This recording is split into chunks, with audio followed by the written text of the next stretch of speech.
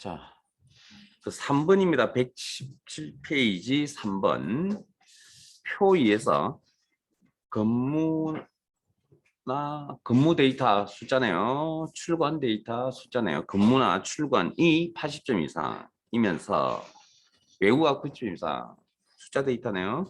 면 해외 근무 그렇지 않으면 국내 근무로 결과를 표시하시오. 자, 일단 여기까지 읽어드릴게요.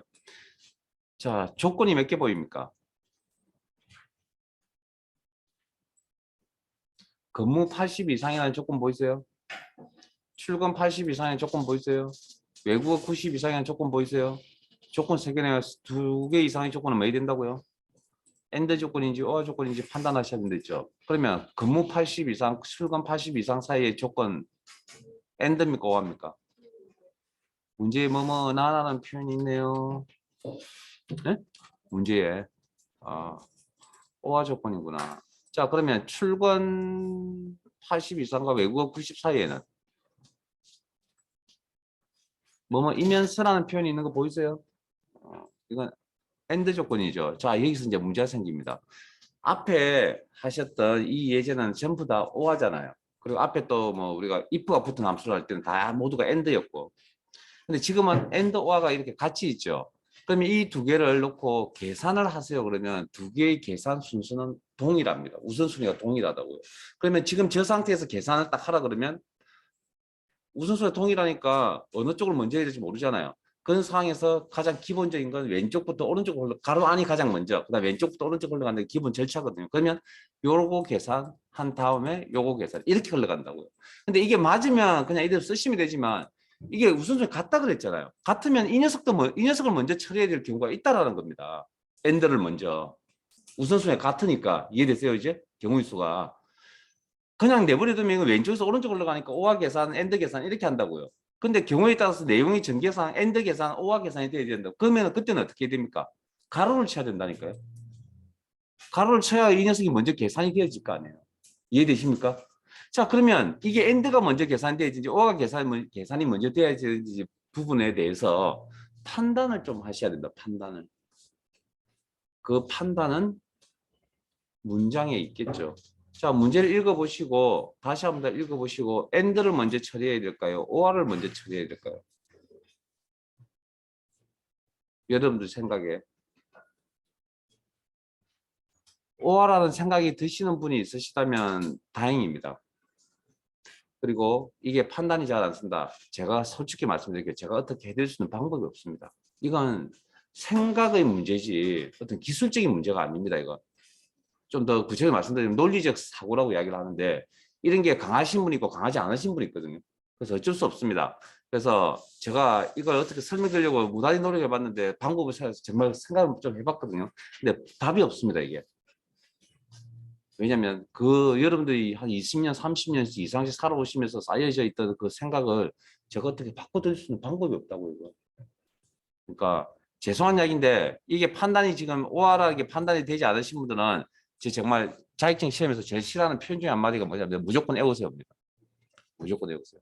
근데 그런 이야기를 한 두서너 번 할 겁니다. 무조건 외우세요. 그러니까 체크해 두셨다가 이런 문제가 나오면 어느 쪽인지 이렇게 따로 체크해 두시라고요. 뭐 그 방법 외에는 시험 준비하시고 다행인 건 이런 형태가 이렇게 복잡한 형태가 엔더와 결합 조건이라고 보통 이제 이야기를 하는데요. 이런 형태가 크말 2급 시험에는 잘 나오진 않습니다. 정말 어렵게 나오면 나오는 거니까 거의 나오진 않을 거니까 어쨌든 교재에 다 껴져 있고 어쨌든 이런 생각은 하셔야 되니까 이게 오화라는 게 바로 눈에 보이지 않으신 분들은 수고스럽지만 어쩔 수 없습니다. 따로 관리를 좀 해두십시오 라고 말밖에는 제가 그렇게 능력이 썩 좋은 사람이 아니라 이걸 어떻게 해줄 방법이 없어서 이 문제 그러니까 이렇게 해석하냐 이렇게 해석하냐의 차이인데 에? 이건 문제의 내용에 따라 틀려지는 거지 이 해석 방법 두 가지다가 틀렸다라고 이야기하는 건 아닙니다. 이 문제의 취지상 어떻게 해석하는 게 맞다고요? 이렇게 해석하는 게 맞다고요. 지금 문제의 내용상 됐습니까? 자, 그러면 엔드와 결합 조건을 만족한다면 해외 근무라고. 자, 그러면 이 두 조건을 이런 복잡한 조건을 만족한다, 만족하지 않는다 대답하겠죠. 만족하면 해외 근무, 만족하지 않으면 국내 근무 이런 내용이죠. 그럼 자 그러면 함수로 돌아갑시다. 이제 요 오화 조건은 무슨 함수? 오화 함수 처리하셔야 되고 엔드 조건은 엔드 함수를 처리하셔야겠죠. 큰 오화 조건 한 개, 작은 조건 한 개 이렇게 해석합니다. 엔드 처리할 때는. 그러면 엔드 함수. 그다음 요 전체 현황은 사항은 if 함수 처리하셔야겠죠. 끝. 수식의 형태가 반복적으로 나타나고 자동 채우기 한 번 사용하셔야 되고 상대 절대만 고민하면 된다. 자, 이꼴 근무 상대 참조 82사 콤마 출근 82사 콤마 외국어 82상. 자, 세 개죠. 그러면 요 둘 사이 관계가 뭐라고요? 오와. 그러면 무슨 함수를 처리한다고요? 오와 함수를 처리합니다. 그러면 오와.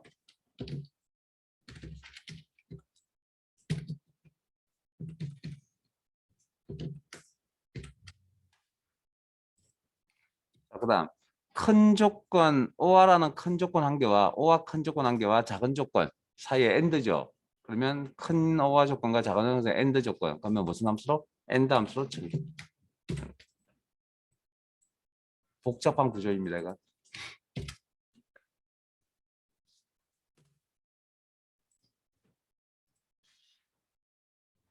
얘기만 해결되면 뭐 끝입니다. 자, 중간 과정 결과를 보니까 true일 때 해외 근무, false일 때 국내 근무, 무슨 함수? if 함수. 이 조건을 만족한다면 해외 근무, 그렇지 않으면 국내 근무. 가로 닫고 엔터.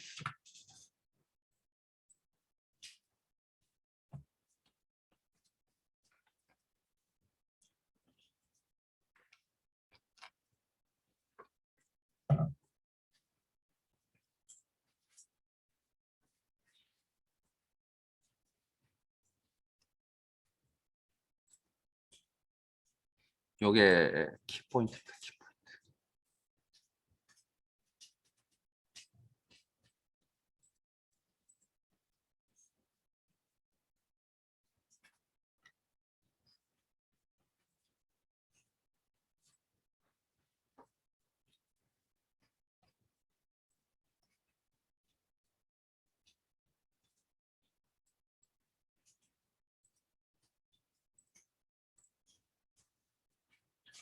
자, 마무리 되셨어요?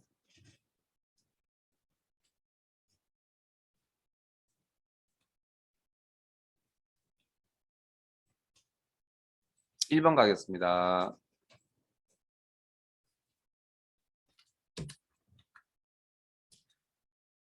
표 2의, 표 1의 총 휴가일수 찾았어요? 숫자로 되어 있는 부분이네요. 사용일수 숫자로 구성되어 있네요. 를 뺀 일수가 8일 이상이면 휴가 독촉, 8일 미만이면 8일 미만, 4일 미만이면 휴가 권장, 4일 미만이면 공백 문자로 비고에 표시하시오. if count, if average if 중 알맞은 합사요. 함수 골라란 이야기죠. 골라서라. 한 개나 두 개를. 자,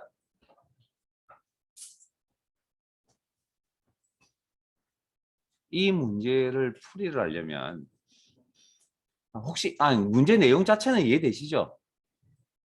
에? 이 내용은 이해되시죠? 아니 뭐 식 개념이 아니고 그냥 내용 자체가 뭔지는 알죠. 암산하라면 할 수 있겠죠, 충분히. 에? 자, 그걸 이제 식으로 옮길 겁니다. 자, 그러면 제일 먼저 해야 될 일은 뭐냐면 일단 요 이야기를 먼저 조금 잠깐 해야 되거든요.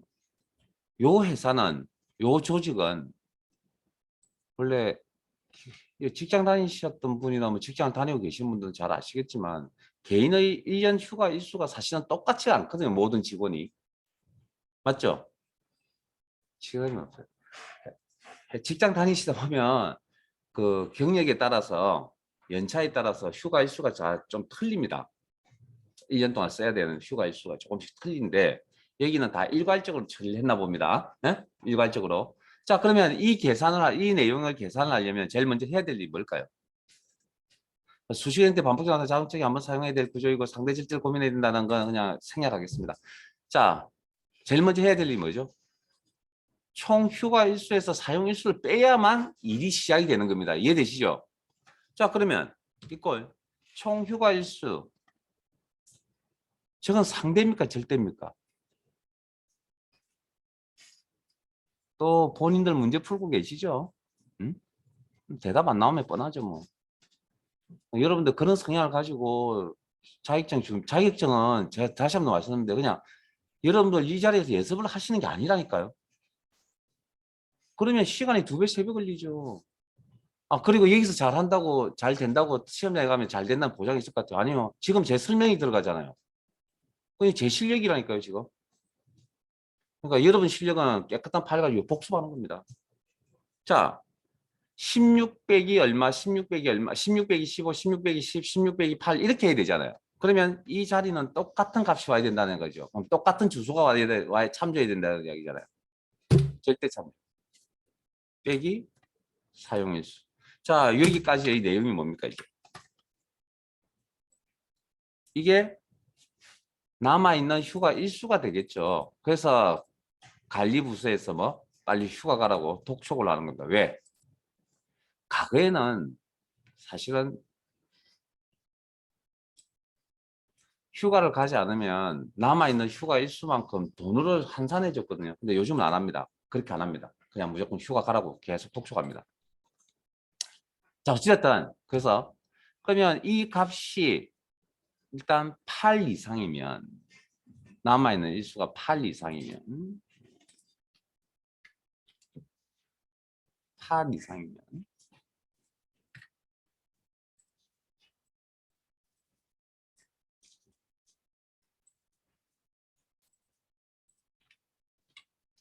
여기까지 문제 없잖아요. 트루폴스. 그러면 if라는 함수가 이제 나와야 되겠죠. 당연히. 기본적으로 생각에. 만족한다면 값 표시를 해줄 수 있는 함수가 if밖에 없으니까. 자, 콤마. 휴가 독촉이라는 문자 표시를 하고. 콤마. 그리고 잠깐 이제 대기합니다. 자, 지금 하려고 하는 내용은 구조는 좀 틀린 겁니다. 지금까지 하신 거 아닙니다. 자, 문제는 뭐냐면 이 자리에 값이 딱 한 개만 오면 그냥 그 값을 찍고 가로 닫고 끝을 내면 됩니다. 우리가 지금까지 해왔던 방식. 근데 지금 표시해야 될 값이 몇 가지가 더 남아 있다고요? 휴가 근장 값을 표시해야 되고 공백 값을 표시해야 되겠죠. 공백 문자. 그러면 지금 이 자리를 어떻게 처리하셔야 되냐면 자, 혹시 if 함수 하나를 작성하면 몇 개의 값을 표시할 수 있죠? 2개의 값을 표시해 줄 수 있잖아요. 맞는 경우, 틀린 경우 2개의 값을. 그래서 요 만족하지 않는 자리에다가 다시 if 함수 다시 적습니다. 그 이유는 곧 설명드릴 테니까 적으세요. 자, if. 왜 이렇게 적어야 되는지는 곧 설명드릴게요. 일단 if를 적습니다. 자, 다시 한 번 더 총휴가일수 절대참조 빼기 사용일수 상대참조. 의 값이 이것도 그냥 적으세요. 자, 이번에 기준이 8 미만 4 이상이라는데 4 이상이라고 적습니다. 일단 만족한다면 그 지금 여기에 해당되는 부분이거든요. 여기에. 그다음에 휴가 근장이나 문자 값을 표시를 하고 그렇지 않으면 value equals 공백 문자 표시를 하라. 가로다. 한 개를 적으면 2개까지 처리가 가능하다 그랬잖아요. 이렇게. 그냥 가로 닫고는 좀 생략하고요. 다시 지웠습니다. 자, 그리고 제 화면 보셔야 됩니다. 형식적 이야기를 좀 해야 됩니다. 이 커서 기준, 깜빡깜빡거리는 커서 기준 가장 가까이에 있는 함수가 if 함수죠. 그러면 가로 열고 첫 번째 인수, 두 번째 인수, 세 번째 인수 형식 다 갖췄죠.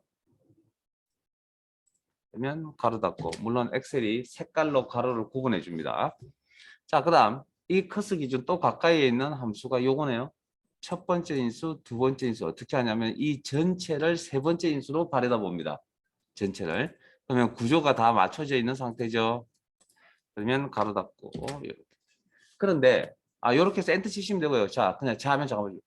가로를 덜 닫을 구조가 복잡해지면 가로를 덜 닫을 수도 있고 많이 닫을 수도 있고 덜 닫을 수도 있거든요. 그래서 엔터를 딱 치면 자기가 알아서 가로 정도는 수정해 준답니다. 가로 정도. 제가 한 개 방금 지금 덜 닫았거든요, 일부러. 자기가 알아서 그럼 이거 맞으면 그대로 쓰시면 사용하시면 되고 예에서 아니면 자기가 직접 수정하시면 됩니다. 하나 빠졌죠?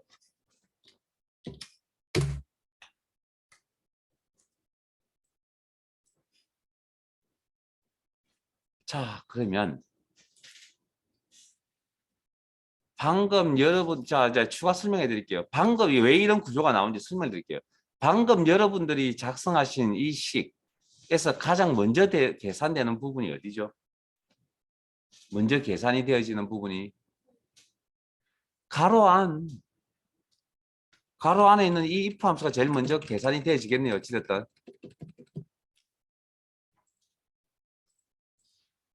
그러면 계산하고 나면 이 자리에 if가 사라지고 나면 어떤 값이 남아 있습니까? 이 if 함수가 사라지면 여기에 나온 if 함수가 사라질 거 아니에요. 계산이 끝나면. 그럼 무슨 값이 남아있죠? 폴스요. 아니 이거 해석해 보세요 이거. 아니 Q가 건전값 아니면 공백값 남아있는 거 아닌가요? 최종적으로. 폴스가 왜요? 그건 중간 과정에 있는 거고. 이 if가 이 if의 결과값이 어떻게 나올 거냐는 겁니다. Q가 건전값 아니면 공백 문자값이 나올 거 아니에요. 우리가 지금까지는 딱 정해져 있는 값이 나온 거잖아요. 근데 저 자리에 딱 정해져 있는 값이 나오는 거예요. 어떨 때는 이거, 어떨 때는 이거잖아요, 지금. 그러면 어떨 때는 이거, 어떨 때는 이거를 처리할 수 있는 방법이 있어요, 그러면. 어떨 때는 이걸 표시해야 되고, 어떨 때는 이걸 표시해야 되고. 무슨 방법이 있냐고요. 그게 입함수예요, 입함수. 우리가 배운 건 내용이제 그걸 처리할 수 있는 방법이 입함수를 통해서 이쪽 이렇게 표현할 수 있다고요. 그러니까 이 자리에 이 값 딱 정해져 있는 값이 오면 입함수 쓸 필요가 없지만 이 값 아니면 이 값이 지금 와야 될 사항이잖아요. 그러니까 이 자리에 뭘 써야만 이걸 처리해 줄 수, 무슨 함수를 적용해야만 이걸 처리해 줄 수 있다고요? if 함수 처리해야만 처리해 줄 수 있다고요. 됐습니까?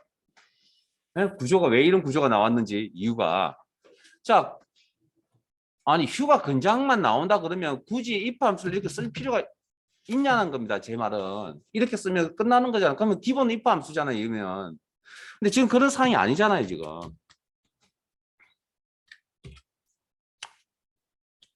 이렇게 설명을 드렸는데 이해가 안 된다 그러면 저도 뭐 드릴 말씀 없습니다. 저도 더 이상 방법이 없습니다. 이렇게 휴가 건장이라 그러면 건장 하나만 나타내면 되지 if 함수 쓸 필요가 없잖아요. 근데 이것도 나오기도 하고 이것도 나오기도 한다고요. 반은 이거고 반은 이거라는 겁니다. 그러면 그걸 어떻게 처리해 줄 거냐는 겁니다. 그걸. 그러니까 어떨 때는 이거 어떨 때는 이거라는 걸 처리할 수 있는 방법이 우리가 지금 알고 있는 방법에는 if밖에 없겠죠. 지금. 이거 아니면 이거. 그러니까 이런 구조가 나온 거라고요. 여기. 그래서 이것도 마찬가지로 그냥 나온 건 아니고요. 우리가 배웠던 이 if 함수에 여기가 값을 표시해야 될 자리죠. 그럼 어찌됐든 여기 문자값, 휴가 권장값이나 뭐 공백값이 나오잖아요. 그러니까 여기 if 자리에 뭐가? 저희 세 번째 인수 자리에 데이터 종류만 동일하다면 그 어떤 형태로 작성하셔야 된다. 이렇게 작성하든 이렇게 작성하든. 에? 그래서 이렇게밖에 작성 안 되겠지만 그래서 이것도 중첩 if라고 그러는데 중첩 함수입니다. 중첩 함수. 이 구조도 그런 원리에서 나온 거지 그냥 나온 게 아닙니다. 자, 그다음 또 하나 더 있습니다. 이거. 자, 분명히 문제에는 뭐라고 표기를 했냐면 표시가 되어져 있냐면 총유가 일수 빼기 사용 일수가 8 미만이거나 4 이상이라고 문제에 그렇게 의미가 표시가 되어져 있잖아요. 그럼 이걸 수식으로 식으로 한번 바꿔본다면 이렇게 표시를 할 수가 있을 것 같죠? 형태적으로. 그런데 엑셀은 이렇게 표시를 하지 않습니다. 비교 연산자가 연속에서 이렇게 두 개가 들어가는 꼴은 없습니다. 그래서 이걸 어떻게 하냐면 이렇게 적습니다. 이렇게 적고 어떻게 해석하냐면 이 녀석 기준 이전 단계 여기입니다. 여기 8 이상. 이전 단계 다음은 어딜까요? 이 녀석의 다음은 8 이상 다음은 어디죠? 8 미만이죠. 8 이상 다음은 8 미만. 다음 주 조카들 데려오라고 할 겁니다. 예? 초등학교나 중학교 다니는. 예? 농담 아닙니다. 정말. 물어보세요. 부끄러운 게 있어요. 배우는데. 예? 어쩔 수 없잖아요. 자, 8 이상 다음은 8 미만입니다. 그러면 요 녀석을 어떻게 해석하냐면 이렇게 적어놓고 8 미만 4 현재값 8, 4 이상이라고 이렇게 이야기를 합니다. 됐습니까? 그렇게 약속이 되어져 있다. 에? 그렇죠. 어려운 구조입니다. 자, 그래서 요 형태 관련 여기 어렵습니다. if가 들어가면 제가 분명히 어렵고요. if가 들어가는 내용들 지금 나올 수 있는 경우의 수는 여기 있는 게 답니다. 일단 형태적으로. 자, 아까 어디 있었죠? 텍스트 시트로 가겠습니다. 텍스트 시트. 텍스트 시트로 갈 거고 교재 113페이지고요. 방금 하셨던 그 중첩 if라고 표현해 드렸던 구조를 한 번 더 실습을 한 번 더 하고 갈 겁니다.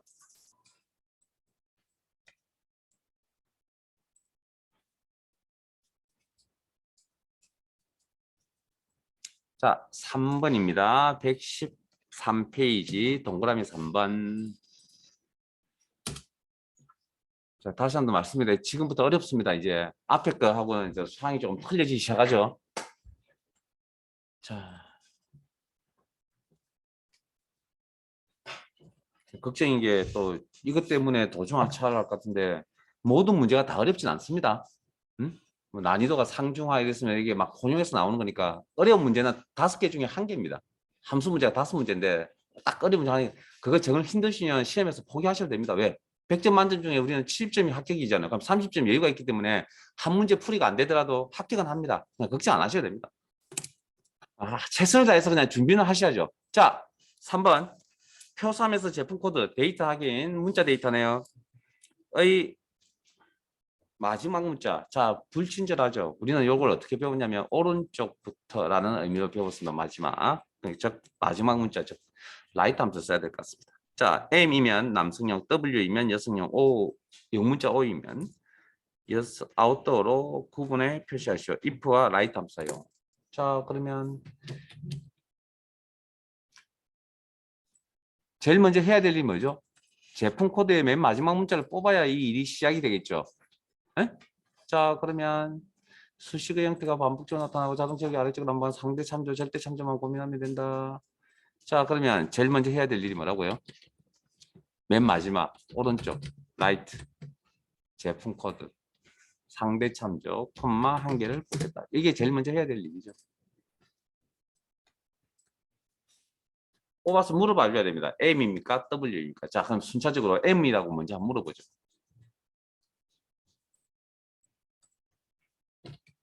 문자 M입니까? 라고 물어보죠. 그러면 맞다 틀리다 대답하겠죠. 맞을 경우에 남성용이라고 표시하겠다. 그럼 이 상에 일단 기본적으로 충족할 수 있는 함수는 if 함수밖에 없죠. 문제도 그렇게 나와 있고 우리도 그렇게 알고 있고. 자, if 이 조건을 만족한다면 남성용이라는 문자 표시를 하라. 그렇지 않으면 자 잠깐만요. 자 문제의 내용을 다시 읽어보시면 요 다음에 값이 하나만 딱 있으면 그냥 그 값 표시하고 가로 닫아버리면 끝이지만 지금 표시해야 될 값이 아직도 2가지가 더 남았다는 얘기입니다. 여성용 아웃도어. 그럼 이거 어떻게 한다고요?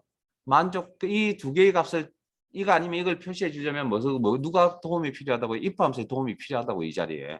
그래서 if 함수를 다시 적는다. 외우는 거 아닙니다. 외우는 거 아닙니다. 이런 원리에서 이런 구조가 나오는 거기 때문에 무작정 이렇게 씁니다가 아닙니다. 분명히 원리에서 이 구조가 나오는 겁니다. 자, 다시 물어봐 줘야죠. 제품 코드의 마지막 문자, 오른쪽 한 글자라는 의미로 해석하시면 되고요. 원본 A16 상대 참조 원본 문자 인수로서 콤마 추출할 글자 수 1개 넘 캐릭터 가로 닫고 다시 물어봐 줘야죠. W입니까? 그리고 이 조건을 만족한다면 여성용이라는 문자 표시를 하고 자 잠깐만요. 잠깐만요. 콤마까지 하시고 자 여기까지 마무리 하시고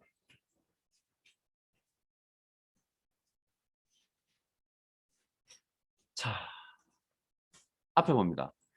자, 이 전체적으로 방금 그 마지막 문자를 뽑았을 때 나올 수 있는 게 W, M, W, O 3가지가 있었죠. 세 가지 경고변이 있었죠. 그러면 방금 그럼 세 가지 중에 M을 하나 처리하셨잖아요. 그다음 방금 W 처리하셨죠. 남아있는 O에 대해서 다시 물어보냐고요. 안 물어봅니다. if 함수는. 그냥 그 외 나머지라고 표현을 합니다. 그 외 나머지라는 게 O라는 거죠. 그러니까 마지막 조건은 if 함수는 마지막 조건에 대해서는 따로 명시를 하지 않는다. 그래서 여기다가 out도어라는 값만 입력하시면 된다고.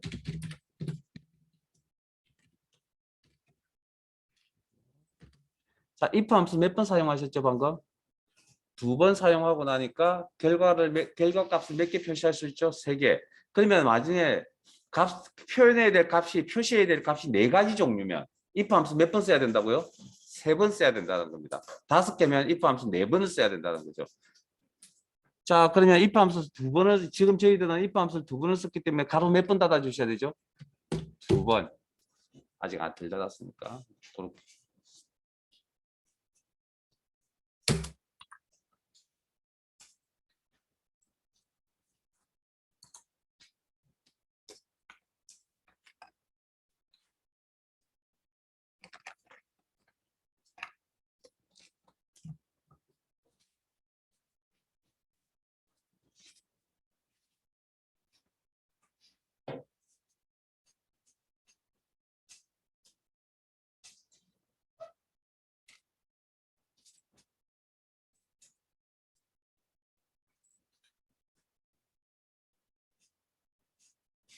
타이핑 소리가 안 들리고 작업이 다 끝났나 봅니다. 자, 파일을 하나 열겠습니다. 파일 탭에 열기, 찾아보기, 이런 폴더에 엑셀 기능 정리, 파일 여시고.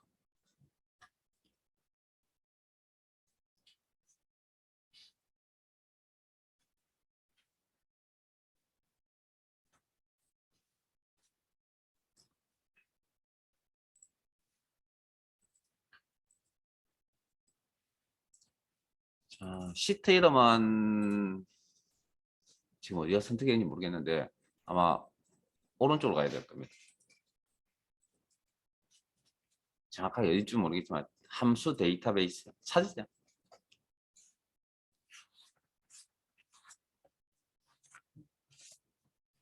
시트명 함수 데이터베이스.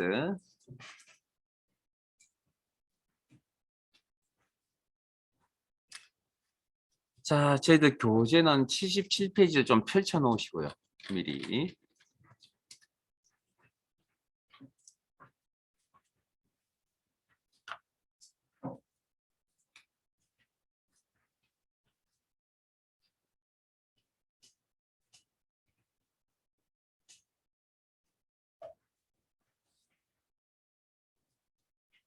준비가 되셨으면 진행하겠습니다.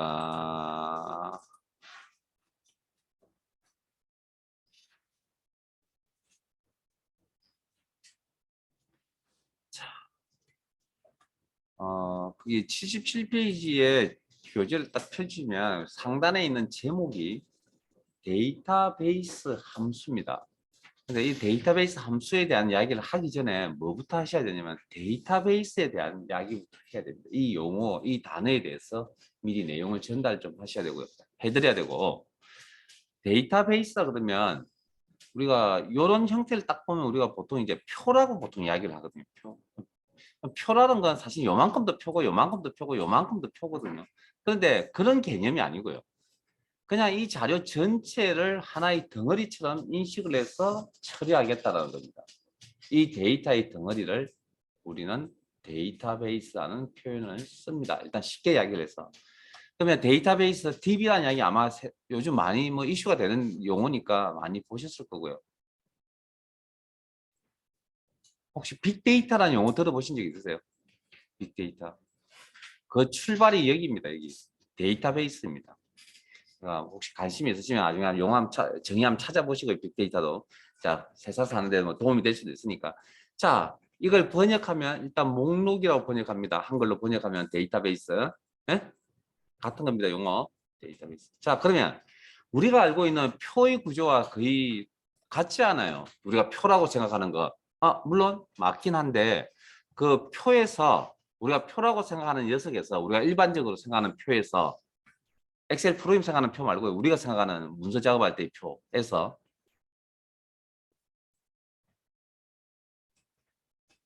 이런 조건을 갖추고 있어야 됩니다. 이런 조건을. 자, 이런 조건이 뭐냐면 빈행이나 빈열을 만날 때까지의 셀 범위.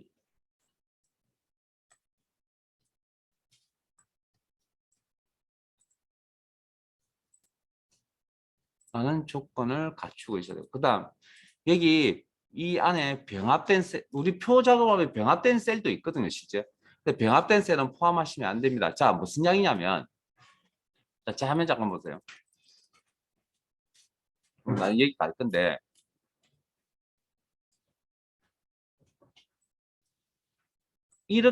이게 데이터베이스이고요. 여기까지가.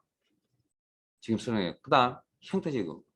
여기까지는, 이건 데이터베이스라고 이렇게 선택하면 이걸 데이터베이스라고 이야기하지 않습니다. 왜냐하면 이게 병합된 셀이거든요. 그래서 포함시키면 안 됩니다.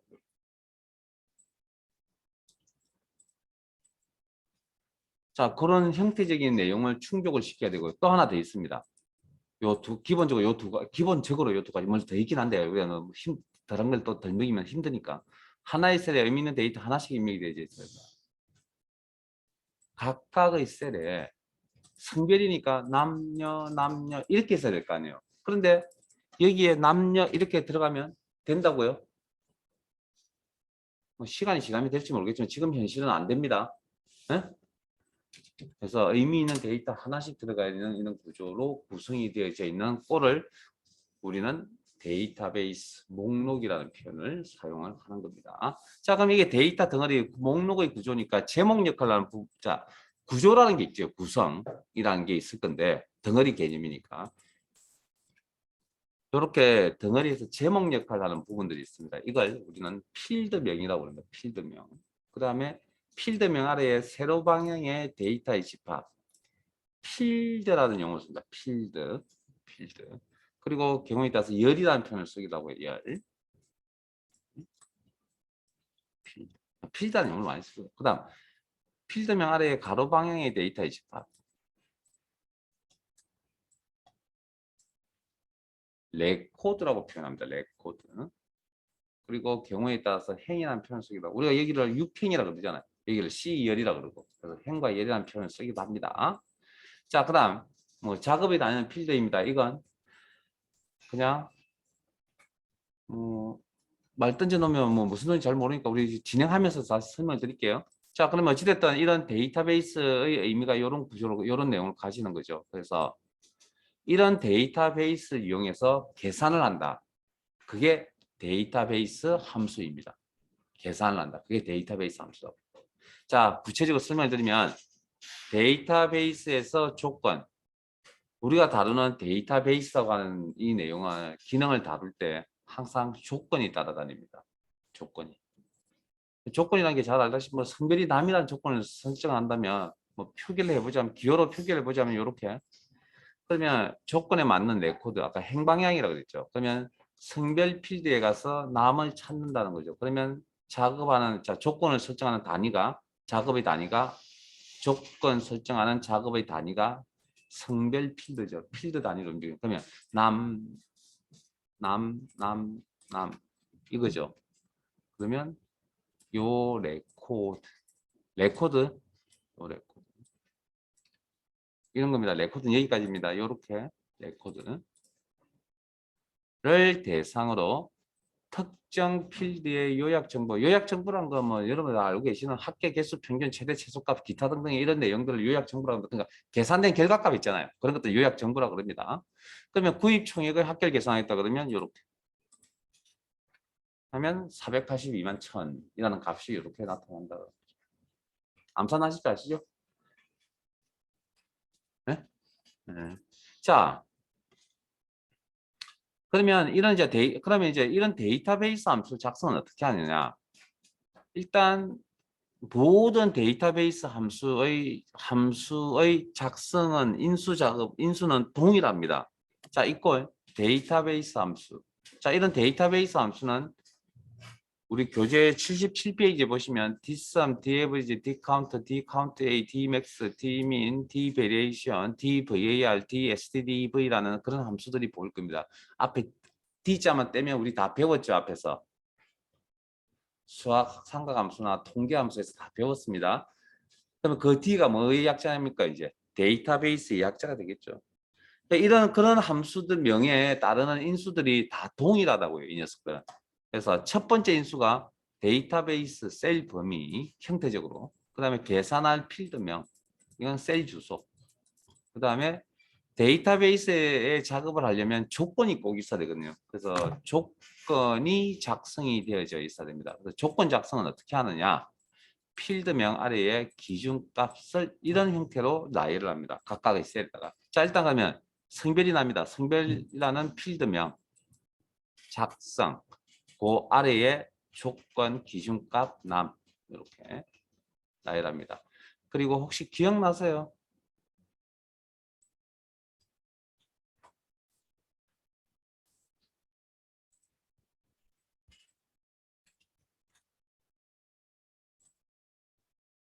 이거 기억나세요? 아니다라는 거 설명드릴 때 혹시 이 꼴은 생략합니다라는 표현 해드린 거 알고 계세요? 예, 여러분 이렇게 사소하게 놓치는데 어쩔 수 없죠 뭐. 근데 이건 놓치면 안 됩니다. 제가 조건에서 등호는 뭐 조건 작성할 때 등호는 생략한다고 말씀드렸고 나머지 연산자는 다 표시하셔야 됩니다라고 설명드렸습니다. 그 제에 대한 수업 내용 잘 귀담아 듣고 열심히 하시면 정말 필기시험 보시는데도 고생도 덜 하시고요. 예? 어쨌든 지금 한 4주는 고생하셔야 될까요? 기본적으로. 시험 보시는 데까지. 그거만 하면 될 일인데. 제가 수업 시간이 몇 분인데 제가 욕심이 좀 많거든요. 처음 시작할 때 인원을 다 데려갔으면 좋겠다는 게 항상 그 목표치인데 벌써 개석자가 하루 지날 때마다 계속 늘어납니다. 어제는 그저께는 한 명이었는데 오늘은 두 명이고 어제는 두 명이고 오늘은 또 세 명이고 막 이런 식으로 늘어납니다. 그럼 아마 다음 주 되면 제가 보기에 한 두세 명 기본적으로 개설하실 것 같습니다. 초심을 잃었다고 봐야죠. 뭐 급한 일이 있다고요. 그래서 제가 말씀드렸잖아요. 급한 일이 있으시면 뭐 불이 나게 생겨날 수 있겠죠. 근데 여기에 지금 현재는 한 달 동안은 이게 가장 우선순위입니다. 무조건. 그렇게 생각하고 준비하세요. 물론 제 욕심일 수 있습니다. 알아서 사시는데 그 판단은. 근데 되도록이면 영순위에 올려놓길 바랍니다. 자, 그러면 이제 조건을 정리. 그러면 이제 이런 일을 이제 처리 한번 해보려고 합니다. 성별이 남인 구입 총액의 합계는, 그러면 성별이 남인 레코드를 대상으로 구입 총액 필드. 자, 계산한 필드도 뭡니까? 구입 필드, 그 부분도 구입 총액 필드라고 했죠. 그러면 또 작업의 단위가 필드이다. 자, 내용. 자, 그러면 성별이 남 조건, 구입 총액 합계를 계산하겠다. 혹시 이렇게만 딱 전달해드리면 무슨 함수가 머릿속에 떠오르시죠? 오케이. 썸이프. 오케이. 한 개의 조건 값을 만 합계를 계산하겠다. 정말 열심히 하고 계시는 겁니다. 그게. 그러면 오늘 지금 제가 잠깐 언급해 드렸던 자 함수를 보시면 자 다시 한번 언급해 드릴게요. dsum 데이터베이스에서 정확한 의미는 조건에 맞는 레코드를 대상으로 특정 필드의 합계를 계산하겠다. 뭐 이렇게 해석하는 거죠. 조금 이제 간략하게 설명할게요. 데이터베이스에서 평균을 계산하겠다.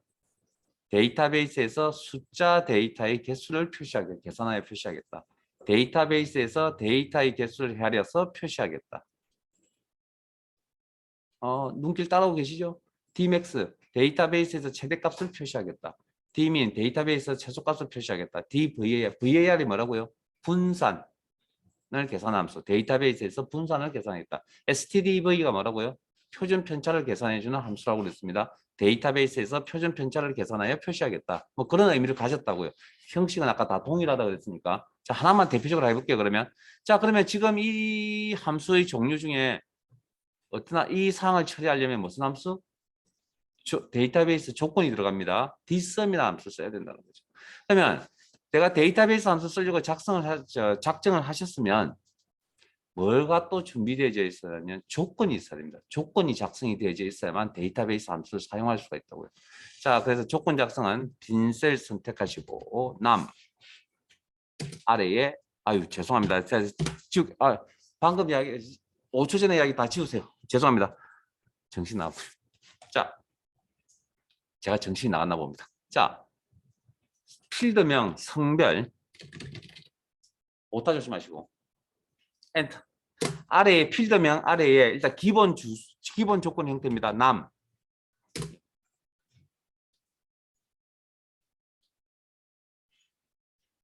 자, 인수 공부하러 갈게요. 자, 이렇게 dsum이라고 하는 데이터베이스 함수를 작성할 건데 데이터베이스 함수를 작성하려면 조건이 있어야 된다. 그래서 조건을 직접 작성한 상태고요. 자, 빈 셀 선택하시고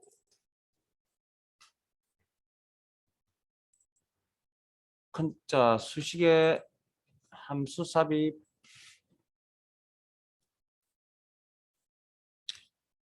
마법사 창이 화면에 나타나면 범주 모두 dsum이라는 함 찾으시고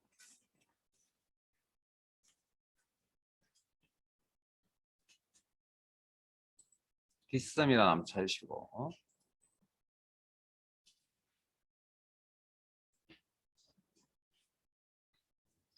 확인.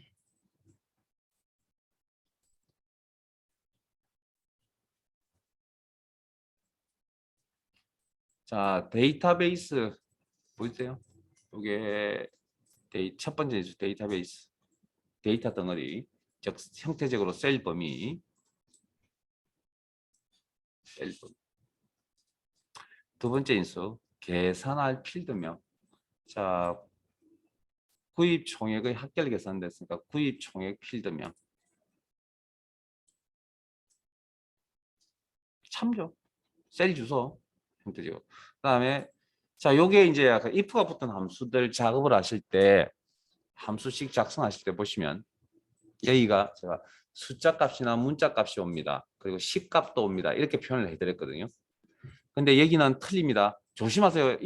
이것만 보시면 되는 게 아니고요. 여기에 따르는 내용을 보셔야 됩니다. 그러니까 그때도 크리테리아라는 인수를 썼고 여기도 크리테리아라는 인수를 썼는데 자, 문제는 내용이 틀립니다. 여기는 셀 범위입니다. 조건이 작성되어져 있는 셀 범위.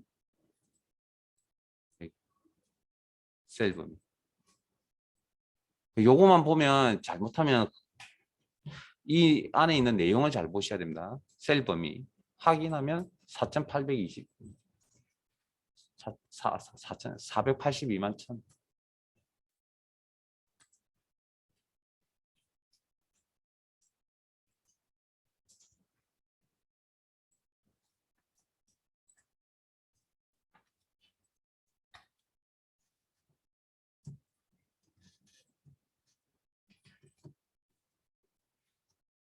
자, 되셨어요?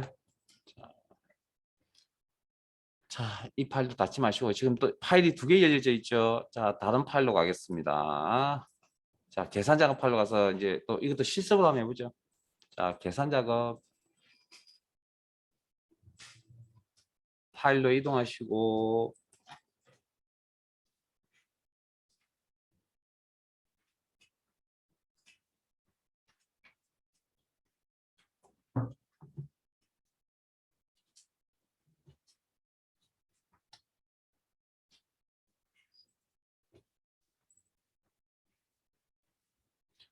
자, 시트는 앞쪽으로 갑니다.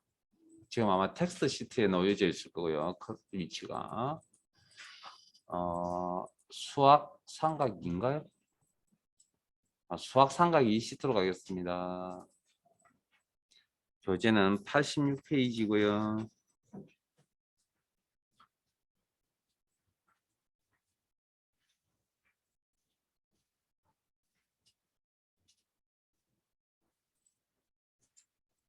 자, 준비되셨나요? 진행하겠습니다.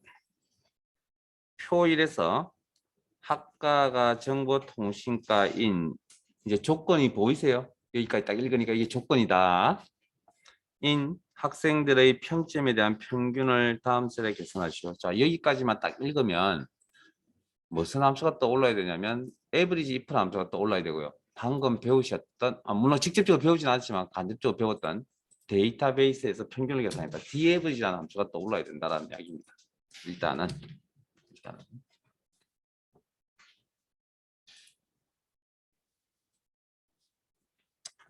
자, 그다음 평균은 소점이야. 셋째 자리에서 반올림하여 둘째 자리까지 표시. 반올림이네요. 라운드 함수가 떠오르면 좋겠네요.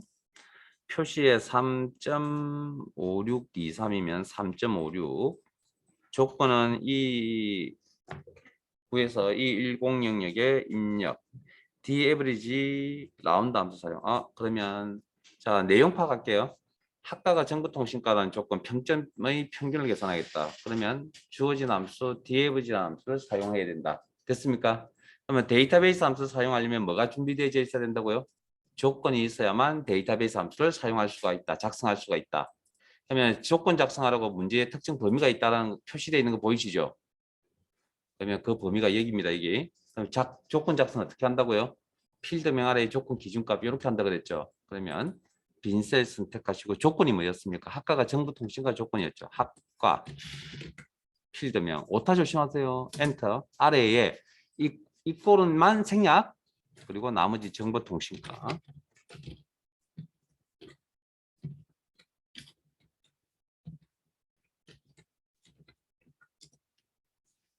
그러면 이런 조건이 준비되어져 있으니까 데이터베이스 함수를 사용이 가능하다. 자, 데이터베이스에서 평균을 계산하겠다. 데이터베이스도 조건을 다루니까 자, D average 데이터베이스에서 평균 작성하겠다. 가로 열고 자, 첫 번째 인수 데이터베이스 셀 범위 형태적으로 여기 요 부분 요만큼을 데이터베이스로 인식 콤마 계산할 필드명 평점 필드명 콤마 조건 범위 여기 이렇게 가로 닫고 엔터 하면 자 이게 끝이 아니죠. 이 값에다가 뭐 하라고요? 반올림 처리하라 그랬죠. 그러면 F2나 더블 클릭 수식 입력줄을 이용한다. 그리고 라운드 가로 열고 이게 숫자값 3.5 얼마로 보이시죠? 네? 숫자 데이터 이다. 정확하게 3. 얼마인지는 우리는 모르죠. 그냥 숫자 데이터 이 숫자 데이터에 대해서 소점 둘째 자리까지 표시하라 했으니까 2까지 표시하라고 했으니까 2 틀리면 수정 자릿수가 틀리면 가로 닫고 엔터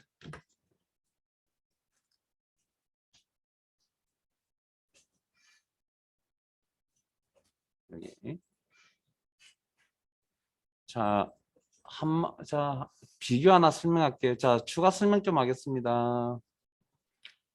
자 우리가 조건을 처리하는 조건이 들어가는 함수가 있습니다. 뭐 기본적으로 뭐 몇 가지가 있긴 하지만 어쨌든 조건을 처리해야 될 함수가 방금 하셨던 데이터베이스 함수. 그 다음에 if가 붙은 함수 있죠. sum if, count if, average if, sum if, count if, average if 같은 이런 함수들. if가 붙은 함수. 요걸 크말 시험에서는 이런 용어를 쓰지는 않습니다. 근데 일반적인 엑셀 자료에 보면 이런 유의 함수들을 조건부 함수라고 합니다. 그래서 조건이 있어야만 처리가 되는 함수들이죠. 이게 뭐 그런 이야기고. 그 다음 차이점은 자 화면 보실래요? 자 이 문제는 방금 average if라는 함수를 처리할 수 있다고 그랬죠. 그럼 average if면 첫 번째가 조건값을 찾을 범위, 합과 범위, 콤마 특별한 말이 없다면 직접 입력. 조건 값, 콤마 그다음에 계산할 범위, 평점 이렇게 하고 가로 닫고 엔터 치면 되죠. 자 그러면 차이점은 뭐냐면 이거나 결과는 같게 나오는데 차이점은 뭐냐면 이 디에버리지는 자료를 어찌되었든 이만큼을 가지고 시작한다는 겁니다. 시간에서 물론 이 중에 뭐 몇 개 쓰는지 잘 모르겠지만 어쨌든 이게 다 필요하다는 이야기입니다. 디에버리지는. 그런데 에버리지 if는 실제 계산하는데 뭐 요만큼밖에 사용하지 않는다는 겁니다. 그게 차이점입니다. 그래서 그 일반적으로 그럼 이 문제를 지금 풀이를 하라고 딱 뭐 어떤 함수 쓰지 마 알아서 하세요라고 이렇게 딱 내용을 딱 던져 놓으면 거의 대부분이 뭘 하냐면 에버리지 if 작업을 많이 합니다. 제 생각 19은 다 그렇게 합니다. 왜냐고요? 저 데이터베이스라는 저 용어 자체가 그렇게 쉽지가 않거든요. 잘 와닿지도 않고 연습도 할 기회도 그렇게 많지도 않고 그러다 보니 저 함수를 좀 잘 안 씁니다. 특히 시험이니까 쓰지 평상시에 어디 가서 업무적으로 쓴다 그러면 저 함수를 잘 사용하지 않습니다. 간혹 이제 오시죠. 그분들은 이제 솔직히 말씀드리면 어딘가에서 공부를 좀 많이 하고 오신 분들이 질문의 난이도가 너무나 높습니다. 그래서 뭐 그런 분들도 있고요. 어찌됐든 시험은 조건이 들어가는 함수는 저 두 개 중에 한 개는 무조건 시험에 나옵니다. 그러니까 내가 오늘 시험 보러 갔는데 디에브리지 데이터베이스 함수가 나올 수도 있고 조건부 함수가 나올 수도 있다고. 조건을 처리한 함수. 그러니까 두 개가 동시에 나오기는 보통 힘듭니다. 많은 함수들 중에. 뭐 시험 이야기를 하자면 그런 거고요. 예, 여기까지 뭐 그런 특징들까지 말씀을 드렸고 잠깐 쉬었다가 12시 2분부터 진행할게요.